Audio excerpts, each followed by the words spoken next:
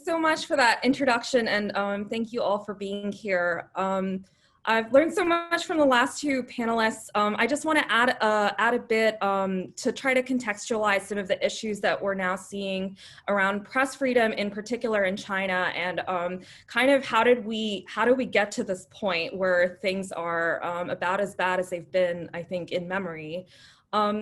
So in China, we sort of think of the press in China as being really monolithic and sort of deeply controlled and deeply censored by the state.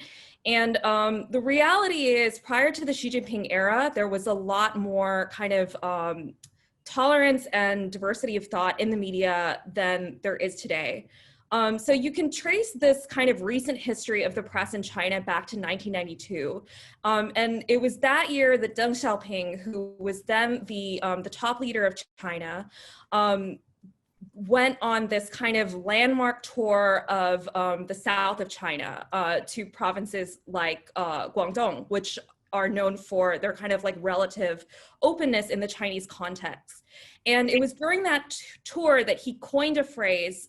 He called it Yulun Jiandu, which translates to supervision by the media. So it sounds like a really strange phrase, but what it has come to mean in practice is the notion that the government of China and major institutions in China, including business and courts, should be subject to a kind of oversight by the public. And the media is sort of the vehicle through which this oversight took place. So this does not mean that he was ushering in an era of press freedom.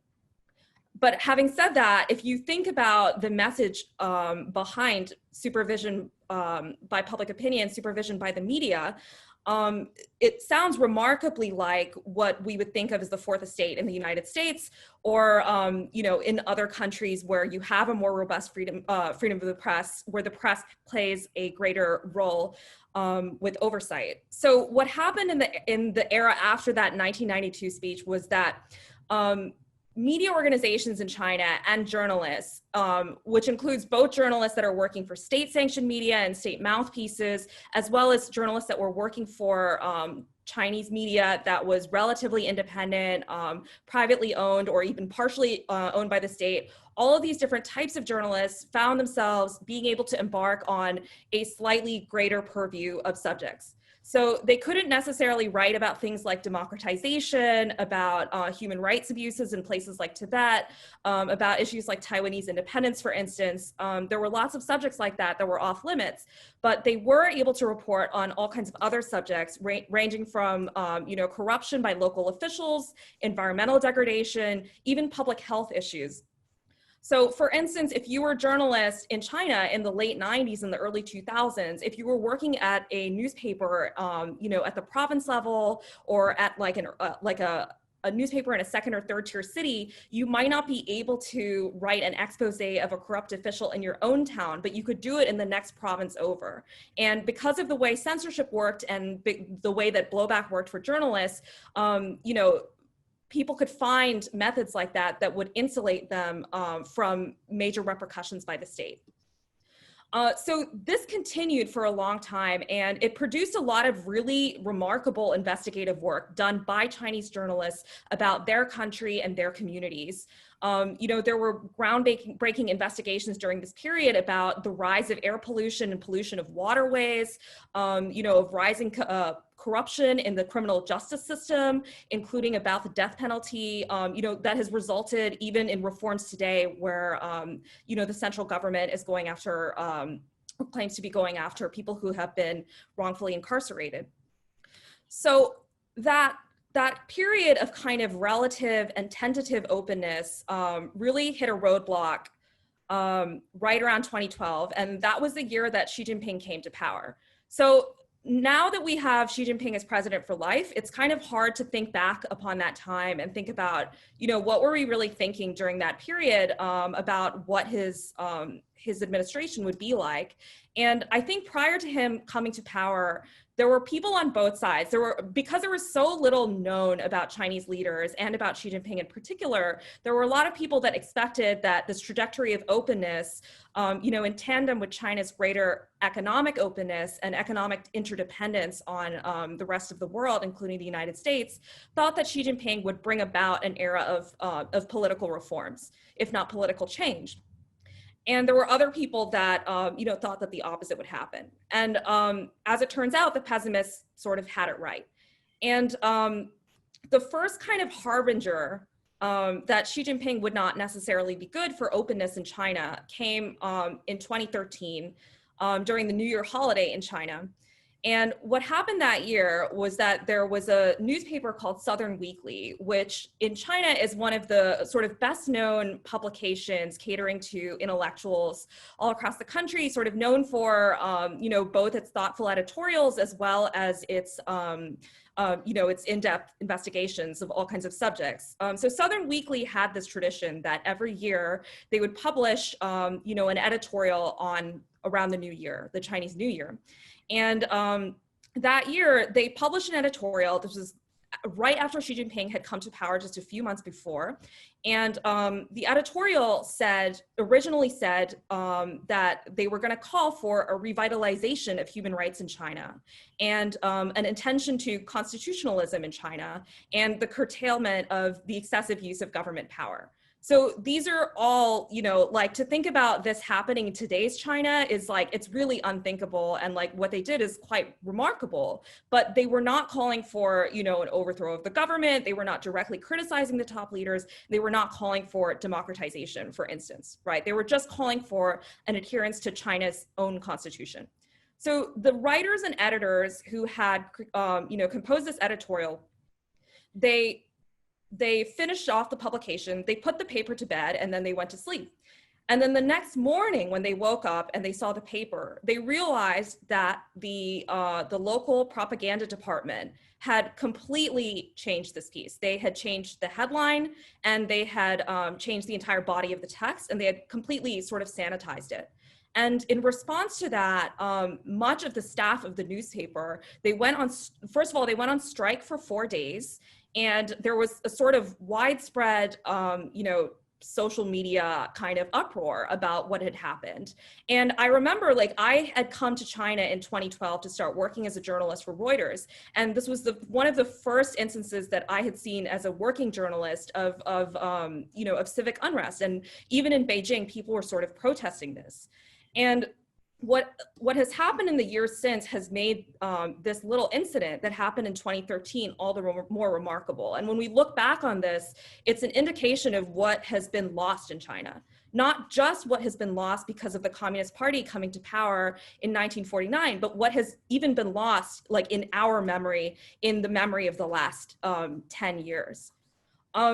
So essentially, during the time that Xi Jinping has been in office, which has been since 2012, we've seen a sort of gradual reduction in the space that journalists have to report and to do sort of original groundbreaking work on their country and their communities. And I think the kind of this is a process that has happened very slowly and with lots of landmarks along the way, some of which Jemimah and Melissa have already pointed out. But there was a landmark moment, I think in 2016, where Xi Jinping gave a speech about the media and how he saw freedom of the press. And he put it in a very, very blunt way. He said that all media must be surnamed the party, meaning the Communist Party, and that all media must love the party, must protect the party, and must serve the party. So if you think about those three things, loving the party, protecting the party, and serving the party, this is a direct contrast with the aphorism coined by Deng Xiaoping that we've just talked about. Supervision by public opinion, supervision by the media versus love the party and serve the party, right? These are two completely different viewpoints on the role of the press. So the result of this has been that previous range of topics that were considered sensitive but not taboos, things like corruption, environmental degradation, public health issues, all of those things, there's a much smaller space to debate those subjects than there was in the past. And this has really, I think, deeply impoverished the public's knowledge of China. You know, obviously the Chinese public's knowledge of China, but also the global public. So there are lots of examples of this, but I'll just talk about one from my experience, you know, which really dovetails with the issues around public health that we've been talking about today. So public health, for instance, you know, the coronavirus, right? This is not the first time that China has been criticized for not being transparent about a pandemic, right? In 2003, when the SARS crisis hit China, one of the really defining reasons why China let the crisis get out of control was the curtailment of public expression, was the lack of transparency in you know, how the disease was progressing, how communicable it was, and sort of where the people were that were sort of most deeply harmed and most deeply affected. And what happened after SARS hit in 2003 was that there was sort of widespread criticism of this, both from outside China and to a much lesser extent, even inside of China. And what happened after that is that there was actually remarkably some learning from this, right? So like by the time I got to China in 2012, we were already several years after the SARS crisis. And being a foreign journalist in China means that there are very few sort of pathways where you can access good information from government sources. Most government officials will not take your phone calls. They will not take your emails. Even government departments, like to this day, like in 2020, are mostly reachable by fax, not phone or email. So they're very, very hard to get hold of. But there's an exception to this, which was the Ministry of Health. So I was in China during the H1N1 crisis, during Ebola, which obviously did not directly impact China, but was a crisis that the Chinese government gave a lot of aid money to. And you know, throughout that time, the Ministry of Health was like the only ministry where you could call them on the phone and you could get an official to give you accurate information. During H1N1, they were holding press conferences every single day. There was lots of pretty decent reporting on it from inside China. It looked like this crisis that had happened around SARS had this legacy where the government learned, hey, actually, lack of transparency is not only harmful to people's understanding of China, but it can actually cost lives and, you know, and have like really, really deep repercussions on people, you know, and will cause people to have like a long memory of that. So when coronavirus broke out, I was sort of hopeful that some of the same principles would be applied. But, you know, in a true test of the Xi Jinping era and the approach to press freedom that's been taken by this administration, the exact opposite happened. You know, just as Melissa said, what we saw was a radical curtailing of information, ranging from newspapers and social media to whistleblowers like the doctors that originally blew the whistle on the pandemic in Wuhan. So I want to talk also briefly about the role of foreign journalists. So foreign journalists in China, because they are working in this particular environment where reporters who are working for Chinese publications are so dramatically restricted, foreign journalists play a role in our understanding of China that is sort of deeply, deeply disproportionate to their actual numbers. So what you have is this group of like a few hundred foreign reporters, mostly from Europe, the US, Australia, Japan, and Korea, and a few from Singapore, that are essentially doing all or most of the independent reporting that actually happens in China. And that is really sad because a lot of these journalists, they're not necessarily specialists, they don't necessarily always speak Chinese, and a lot of them are only there for a few years you know, together, right? So you don't get the sort of depth of experience that you would get from somebody who is covering their own country. So regardless, foreign journalists have been able to accomplish a lot and to, you know, report on a lot of subjects that otherwise there would be no reporting on whatsoever. But even with foreign journalists, during the past, basically since 2012 or 2013, what we've seen is sort of a gradual but very pointed restriction on the sort of mobility and ability to report of foreign journalists. So we started seeing this when China started throwing out foreign journalists for coverage. So that had not happened in any great numbers since sort of the post-Tiananmen Square massacre era, until we got to 2012, 2013. And around that time, journalists started losing their visas. I personally lost my visa because of some of the work that I did in Xinjiang. And as we know, this year, we've seen what is now considered sort of the peak of that. It may still get worse, which is the sort of mass expulsion of American reporters that worked for the New York Times, Wall Street Journal, and the Washington Post. Some of the other mechanisms the government uses to put pressure on foreign journalists are, other than visas, they will put pressure on the business sides of these publications. For instance, Bloomberg is not only a newswire, but they also sell terminals, including to Chinese banks. It's very easy for the government to tell a state-owned bank, like, don't buy these terminals anymore. That is a huge source of revenue to Bloomberg. Lots of other publications have business arrangement, so they have business sides that have business interests in China. So this is a very easy pressure point. The Economist has the Economist Intelligence Unit. Reuters has a terminal business there.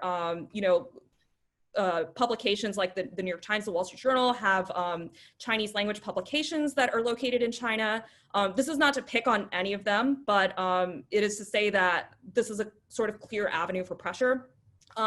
Another thing that we've seen is obviously the blocking of websites. Online censorship can really hamper your business. If you care about having Chinese readers as a revenue source, that can be really important. And lastly, sort of the wide-scale intimidation of sources and of people who work for foreign news organizations but hold Chinese passports. This is a really serious thing because foreign news organizations really rely on Chinese nationals to do good work in China, sort of understandably, right? Like this is how it works pretty much everywhere in the world. But the problem is, like, Chinese nationals, not only are they Chinese themselves, they also have family in China. They have, they generally want to spend their careers in China, to grow their careers in China. And all of that becomes very, very difficult if they are getting called in by police and told off for their work on a regular basis, which unfortunately is what happens when they work on sensitive issues. It's to the point where it's difficult to give Chinese nationals bylines, even on their own work, which is really unfair because it deprives people of credit. But it's a system that is sort of deliberately set up to disincentivize Chinese nationals from working with the independent press. So I guess just to close up, I just wanted to give a bit of an example to show how this works in practice. I'll talk a bit about Xinjiang because that is sort of where a lot of my work has been. So as probably everybody here knows, Xinjiang is a region of China that is in the far west. It is home to some 12 million Muslim minorities, most of whom are Uighur minorities, but also includes Kazakhs, Kyrgyz, Uighur Muslims, and others. And the other half of the population in the region are Han Chinese, belonging to the dominant ethnic group in China. And for the past, say, 4 years now, since late 2016, the Chinese government has embarked on a kind of campaign of repression against these Muslim minorities that represents, to my mind, some of the world's worst human rights abuses, one of the world's worst ongoing human rights crises. And what this looks like in practice are mass internment camps all across the region, some of them capable of housing like tens of thousands of people.